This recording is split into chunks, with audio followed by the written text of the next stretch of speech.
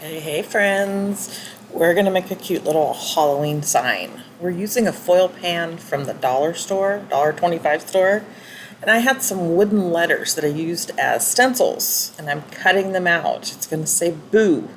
I had a B and an O. Cut them out, cut the inside out. And this was a roasting pan, so I just tried to make it as flat as I could, but I liked that it had a little texture to it, which is why I chose that. I'm using some Mod Podge and some cinnamon and brown paint, and we're gonna grunge those up.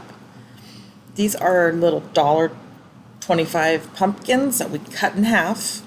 I ended up having to do 3 coats of Cloud, which is Rethunk Junks paint.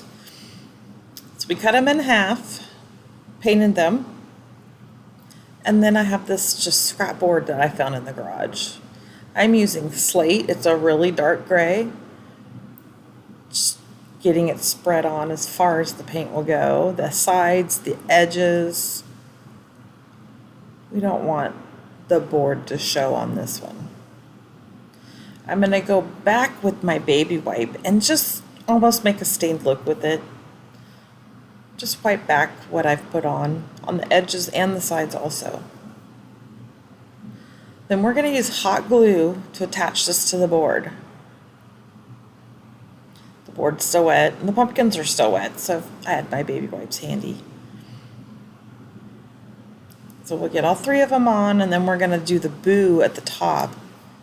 And we've got just a cute little fall Halloween sign. You could leave it just like this. Write something else at the top. We're adding some little greenery at the top with a stick from the backyard,